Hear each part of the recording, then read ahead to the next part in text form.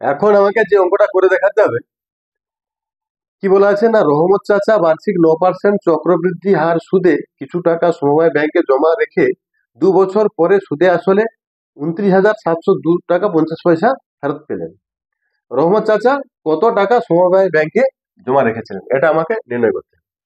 তাহলে আমার এখানে কি দেওয়া আছে না, এখানে আমার পি ইকুয়াল টু দেওয়া নাই, জিজ্ঞাসা চিহ্ন, অর্থাৎ কি পি আসলে আমাকে নির্ণয় করতে হবে। আর আর এর মান কি দেওয়া আছে, আর এর মান দেওয়া আছে কত না 9%, 9% দেওয়া আছে। আর সুদে আসলে কত বলা আছে এটা, তাহলে সমূল চক্রবৃদ্ধি,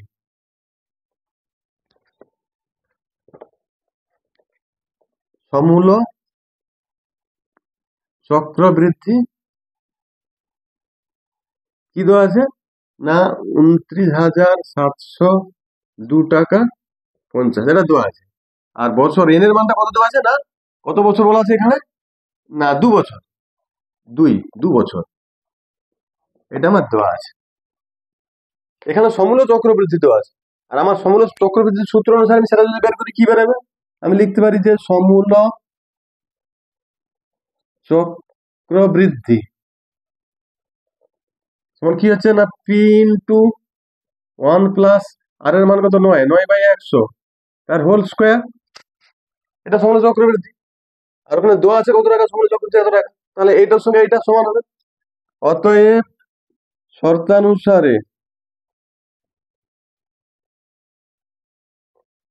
অতএব শর্তানুসারে কি হবে না, শর্তানুসারে আমার এইটার সঙ্গে এইটা সমান হবে। আমি লিখে দিই তাহলে P into 1 + 9/100 whole square equal to কত হবে ওইটা 29,702 টাকা 50, এইটা হচ্ছে। এবার আমি সাধারণ সমাধান করবো, বা এটাকে পি ইন্টু 100 প্লাস 9/100, এটা ভগ্নাংশ যোগ এর হোল স্কোয়ার ইকুয়াল টু এইটা, এটাকে আমি দশমিক তুলে দিই 29,702,550 বাই, এখানে দুটো দশমিক ছিল, আমি এখানে দুটো শূন্য দিয়ে দিলাম, দিয়ে দশমিকটা তুলে দিলাম। বা কি করব পি ইন্টু, আচ্ছা এটা কি হচ্ছে 109/100 তার স্কোয়ার হবে, তাহলে আমি দুবার 109/100 লিখে দেবো, কিন্তু 109/100 গুণিত 109/100, এই হলো সমান কি হচ্ছে, ওটা যা তেমন থাকবে, এটা তো 100 হচ্ছে 29,702,50, এটা হচ্ছে। এবার আমি কি করব, পি ইকুয়াল টু এইটা গুণিত উল্টে যাবো দিকে, বা পি ইকুয়াল টু কত হবে, আগে ওইটা লিখি 29,702,50 বাই 100 গুণিতক এটাকে উল্টে উল্টে লিখে দেবো 100/109 গুণিতক এটা 100/109, এদিকটা পুরো উল্টে বুঝলো ওদিকে, তাহলে এদিকের একটা 100 এদিকের একটা 100 কেটেই দিলাম। এবার এই 109 দিয়ে আগে ভাগ করো, কি আছে 29,702,50, 29,702,50, একে আমি কত দিয়ে ভাগ করবো 109 দিয়ে ভাগ করবো। 109 দিয়ে ভাগ করলে কত হবে 109 দুগুণে 218, আচ্ছা এর কাছে 17, তাহলে 9 8 17, এখানে আছে 8, তাহলে এক থেকে বাদ দিলে কত 7, নামলো কত 0, 790, আচ্ছা 109 7 কত 700, 763, 700 763, এর কাছে 10, তাহলে এটা কত হবে 7 হবে, 9 কাছে 7 ধার নিলে 10, 7 3 10, 9 কাছে 8 আছে, তাহলে এইটা হচ্ছে 27। এবার নামবে কত 2 নামবে, 2 নামলে হবে কত 272, 109 দুগুণে 218, তাহলে এখানে হলো 12, 8 4 12, এখানে আছে কত 6, তাহলে 5 নামবে কত ওখান থেকে 5 5, 109 5 545 হয়ে গেল, শূন্য আছে 109 শূন্য 0, এই হয়ে গেল।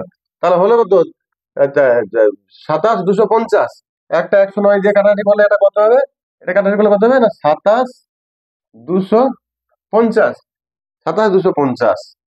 আচ্ছা এবার 109 দিয়ে যদি ভাগ করি 27,250 কে, আবার একটা কাটাকাটি করবো,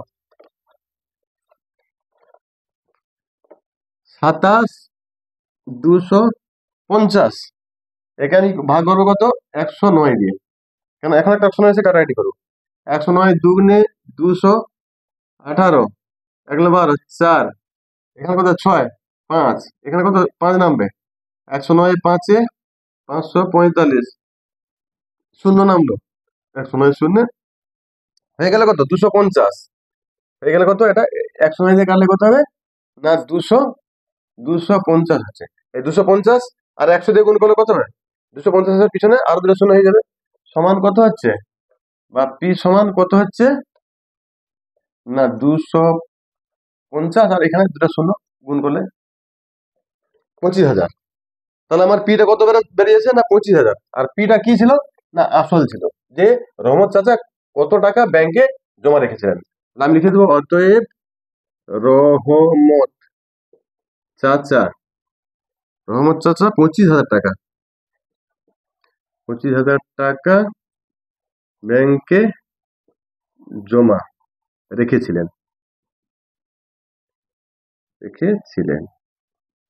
এই হয়ে গেল আমার অঙ্ক, রহমত চাচার অঙ্ক।